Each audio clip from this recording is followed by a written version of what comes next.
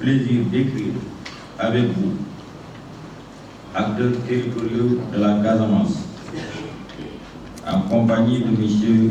Benoît Sambou, président de acteurs territoriaux de la région naturelle de la Casamance, élus locaux, secteur privé, société civile, diaspora, université et centre de recherche administration territoriale, réunis ce 9 août 2018 à Sédhiou, en présence du Dr Yaya Aboul Kane, ministre de la Gouvernance territoriale, du Développement et de l'Aménagement du territoire.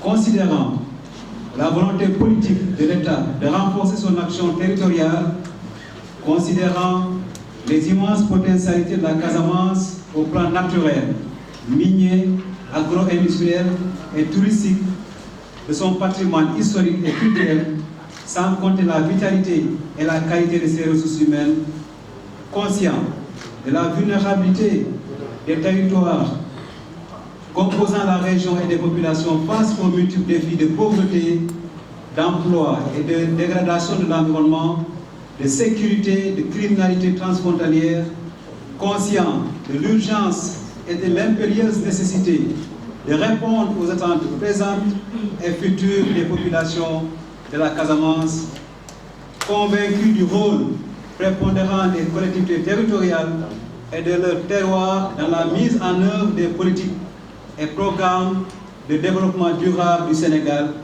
et notamment du rôle d'une structuration des acteurs territoriaux à une échelle supra-régionale pour faire face aux enjeux et défis du développement de la Casamance. Prenant en compte les consensus forts obtenus lors des ateliers régionaux, tables de dialogue, reconnaissant l'importance et la pertinence de la mise en place d'un pôle territoire Casamance, regroupant les collectivités territoriales, le secteur privé, les universités et centres de recherche et de formation, la société civile et la diaspora. Convaincus d'inscrire nos cadres stratégiques et mécanismes dans le cadre des politiques nationales et régionales, déclarons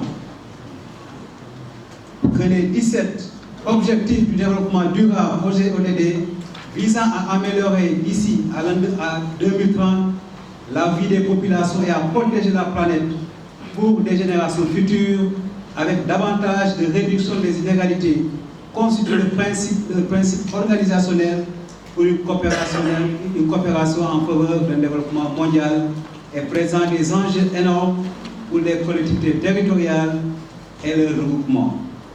Que l'agenda 2063, servant de cadre pour la transformation structurelle de l'Afrique et d'appel à l'action endogène, valorise les principes de la décentralisation et de la gouvernance territoriale et du développement local.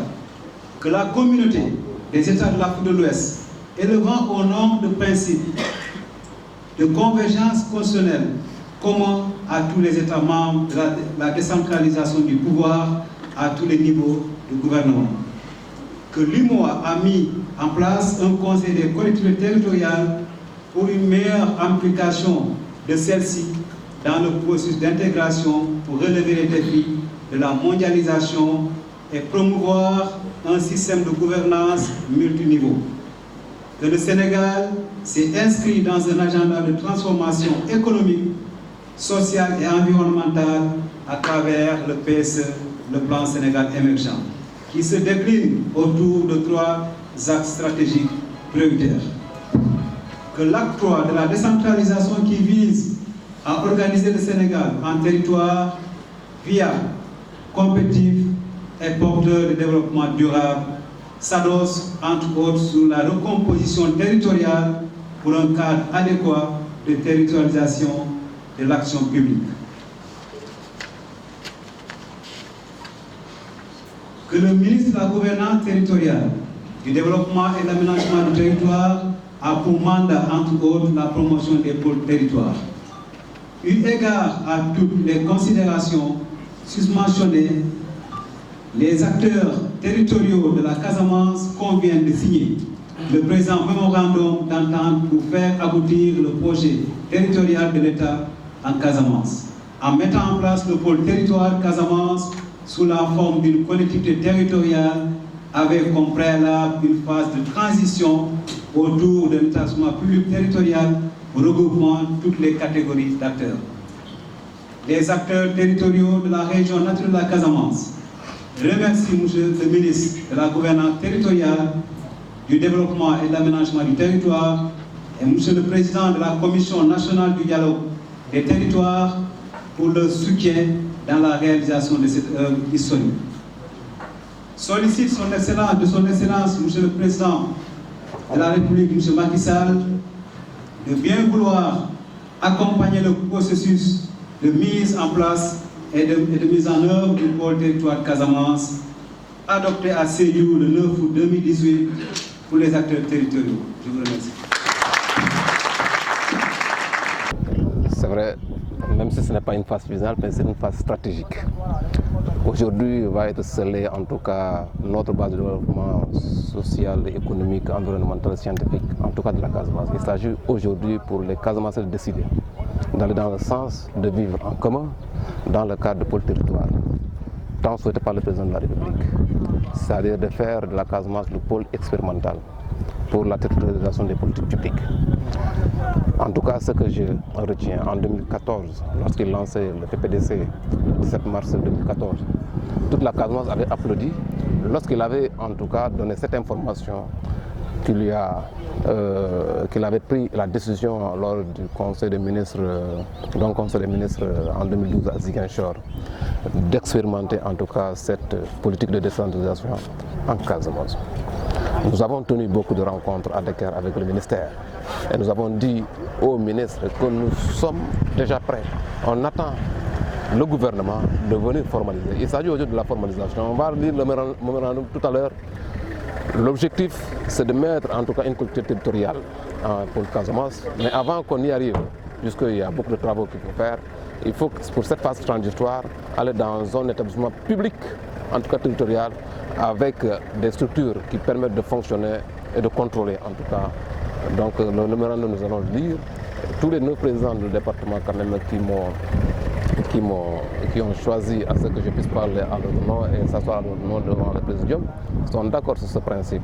Et Mamina va lire le mémorandum à notre nom. C'est le partage des tâches que nous avons fait. Sachez que aujourd'hui, tous les habitants de la Casamance ont le plaisir et la joie de se comment vivre ensemble pour pouvoir développer en tout cas tous les projets dont nous avons en commun. Je devrais d'abord quand même féliciter de cette grande rencontre qui réunit tous les acteurs de la décentralisation ici à Sédhiou même, parce que tout simplement aujourd'hui l'État veut expérimenter une politique axée sur la territorialisation des politiques publiques, donc à travers la création du pôle test Casamance. J'ai voulu revenir sur des contraintes qui aujourd'hui sont en train justement de déstabiliser la région de Ziguinchor. La première contrainte, elle est d'ordre environnemental. Vous savez, la Casamance a une côte longue d'à peu près 100 km. Et malheureusement, l'érosion côtière est très très forte ici, à la différence des autres parties du Sénégal. Le Sénégal avec ses 700 côtes connaît aujourd'hui le phénomène de l'érosion côtière et la vitesse de décapage des côtes est estimée à environ 1,5 m au niveau national. Par contre, chez nous, dans la commune de Kataba, dans la commune de Djemberin et dans la commune de Kafountine, on note une vitesse plus importante à la moyenne, qui peut donc atteindre à des endroits plus de 5 mètres par an. En même temps, l'État a décrété la Casamance comme zone touristique d'intérêt national, mais en même temps également, son territoire est en train de s'effriter. Il faudrait donc que le pôle qui est en gestation puisse prendre en compte ces questions très très très importantes. C'est tout à fait vraiment important qu'on puisse donc le souligner ici. De sorte que les partenaires du pôle, les futurs partenaires du pôle, au premier chef desquels l'État du Sénégal puisse donc prendre la question à bras le corps pour trouver une panacée durable le plus rapidement possible. Autrement, nous allons perdre beaucoup de nos richesses, les hôtels du Cap Skirring, les hôtels de Kafountine, n'est-ce pas, les rizières de Diembéring, mais tout ce potentiel-là va disparaître. Donc je pense qu'en tant que maire, il était important, surtout président de l'Office de tourisme aussi, il était important de revenir sur ces questions-là. Il y a une autre contrainte également, liée donc à la présence des mines un peu partout. Il est clair que c'est un dossier très complexe, ça c'est vrai. Maintenant, il y a l'approche également qui peut permettre de gérer ces questions complexes-là. L'approche doit être inclusive. Tous les acteurs impliqués dans la question du déminage doivent être impliqués, de sorte qu'on puisse arriver à des consensus très forts, des consensus qui n'écartent absolument aucune partie, pour enclencher progressivement les parties qui peuvent l'être dans le contexte actuel justement de la situation sociopolitique de la Casamance.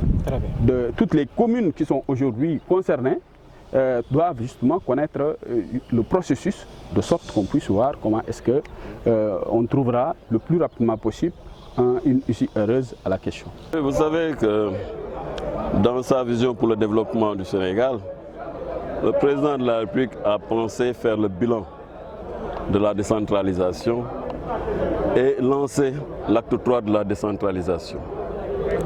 L'acte 3 de la décentralisation qui a comme objectif d'organiser le Sénégal en territoire viable, compétitif, porteur de développement durable, mais surtout pourvoyeur d'emplois, notamment pour les jeunes. Aujourd'hui, nous posons enfin un pas important. Un pas important qui va dans le sens de la matérialisation et de cette vision du président de la République, en réunissant les acteurs territoriaux de la Casamance naturelle autour du ministre en charge de la gouvernance territoriale, de la Commission nationale du dialogue des territoires, au fin de visiter le mémorandum qui a été élaboré par les acteurs territoriaux pour aller dans le sens de la mise en place du pôle territoire Casamance. On se féliciter de cette belle initiative du ministère de la gouvernance territoriale, mais ce que personnellement je tiens à dire aux différents acteurs, c'est d'éviter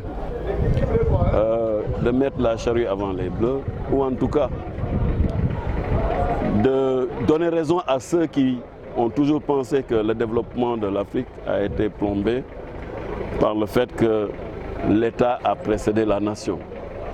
C'est-à-dire l'administration et l'organisation territoriale ou administrative ont précédé le commun désir de voir les peuples sur ce territoire donné d'être ensemble. C'est vrai qu'il y a beaucoup d'acteurs qui se sont prononcés pour dire qu'ils souhaitaient aller tout de suite à la collectivité territoriale. Je pense qu'il faut un processus expérimental. C'est vrai que l'entité Casamance a existé depuis les indépendances, mais c'est par le fait aussi des propres acteurs de la région que cette entité a été réorganisée en 3 régions.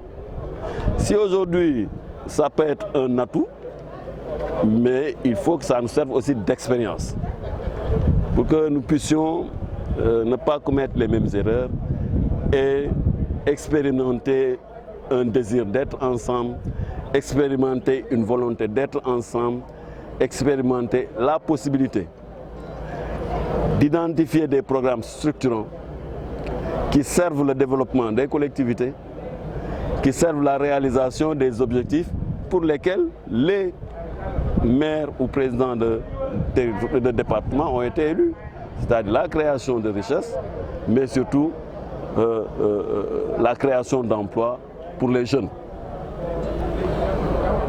Il faudrait que nous puissions très rapidement identifier des programmes structurants qui mettent en valeur les potentialités de la Casamance, mais surtout qui nous permettent d'expérimenter un vécu entre les différentes collectivités, mais surtout que nous puissions mettre ces collectivités en état de mobiliser par elles-mêmes des ressources à travers des instruments innovants ou des financements innovants, mais ne pas surtout faire de l'État, toujours continuer à faire de l'État un État-providence, c'est-à-dire attendre toutes les ressources nécessaires au financement et au développement de nos collectivités de l'État.